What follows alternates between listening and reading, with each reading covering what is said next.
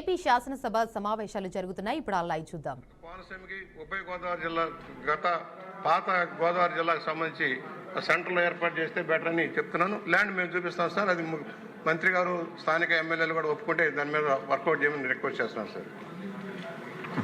So ఖచ్చితంగా sir ధన్యవాదాలు తెలియజేసుకున్నాను మీ ద్వారా. సో ఖచ్చితంగా అలాంటి ప్రతిపాదన ఏదున్నా కూడా మేము డిపార్ట్మెంట్ తరఫున ముందుకు తీసుకెళ్ళడానికి కార్యాచరణ చేస్తాం. ధన్యవాదాలు. చూపించి ఈ కొబ్బరి పరిశ్రమ మీద ఒక భారీ సెజన్ ఏర్పాటు చేయమని మళ్ళీ కోరుతున్నాం సార్. పరప్రసాద్ గారు కంక్లూడ్ చేయండి. అవైలబిలిటీ ఉంది సార్. ఇక్కడ రైతులు కూడా ముందుకు వస్తూ ఉన్నారు. ఇక్కడ తూర్పుపాలెంలో 10 నుంచి 15 ఎకరాలు ఇవ్వడానికి రెడీగానే ఉన్నారు. అలాగే జాయింట్ కోఆపరేటివ్ సొసైటీల కింద వాళ్ళ ఆక్రమణలో కూడా కొన్ని ల్యాండ్స్ ఉన్నాయి. గౌరవ మంత్రి గారికి నా రిక్వెస్ట్ ఏమిటంటే సార్, కాస్త కలెక్టర్ గారికి డైరెక్షన్ ఇచ్చి ఆ ల్యాండ్స్ ఐడెంటిఫై చేయమంటే అది వర్కౌట్ అవుతుంది సార్. అది ఇమ్మీడియట్గా టేకప్ చేయడానికి అవకాశం ఉంది.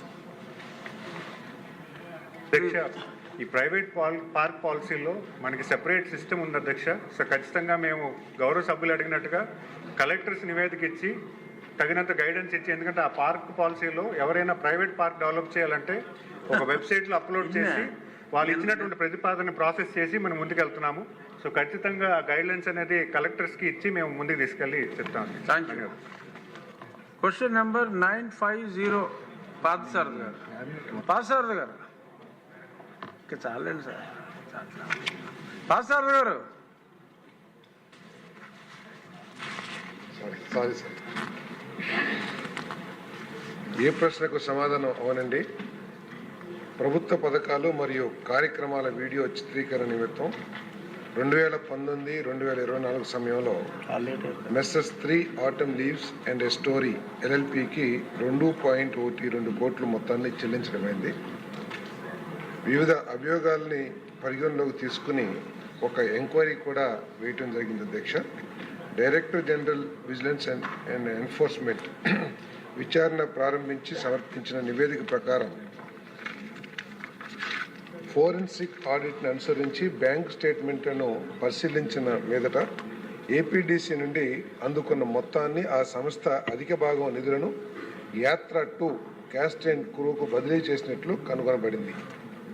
Director general vigilance and enforcement సిఫార్సుల ఆధారంగా ఫర్దర్ దర్యాప్తు కోసం ఈ విషయాన్ని CIDకి నివేదించడమైంది.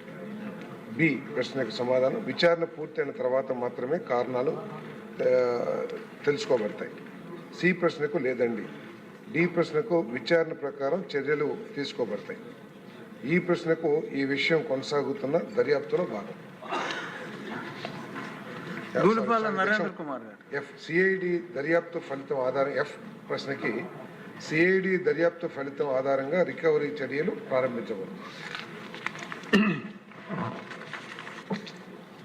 స్పీకర్ సార్, మంత్రి గారి సమాధానమే స్పష్టంగా తెలియజేస్తా ఉంది అధ్యక్ష. డిజిటల్ కార్పొరేషన్లో అవినీతి ఏ విధంగా ఉంది అనేది మంత్రి గారి సమాధానం స్పష్టంగా తెలియజేస్తా ఉంది. దీనిలో అధ్యక్ష, ప్రభుత్వ పథకాలు వీడియోల కోసం డబ్బులు ఇస్తే ఒక సంస్థకి ఆ డబ్బుల్ని తీసుకెళ్ళి యాత్రా సినిమాకి నటులకి మిగతా వాళ్ళకి ఈ డబ్బులు చెల్లించినట్టు దర్యాప్తుల్లో తేలిందని స్పష్టం చేస్తా ఉన్నారు అధ్యక్ష. ఎందుకంటే వాళ్ళ యొక్క వ్యక్తిగతమైన సినిమాల కోసం, ప్రభుత్వ ప్రచారం కోసం ఈ డబ్బును వినియోగించారనేది సభ ద్వారా గౌరవ మంత్రి గారు స్పష్టం చేశారు. నేను ఒకటి అడుగుతా ఉన్నా అధ్యక్ష, దీని మీద మంత్రి గారిని అడిగేది, దీని మీద ఏం చర్యలు తీసుకున్నారంటే, ఇది విచారణ ప్రకారం చర్య ప్రారంభమవుతుంది. బాధ్యులపై తీసుకున్న చర్యలు ఏంటంటే, ఈ విషయం ఇంకా దర్యాప్తులో ఉంది. GST మీద ఏం చేశారంటే దర్యాప్తులో ఉందని చెప్తా ఉన్నారు. తర్వాత పన్ను ఆదాయం తిరిగి పొందడానికి తీసుకున్న చర్యలు ఏంటంటే CID దర్యాప్తు ఫలితం అంటున్నారు అధ్యక్ష.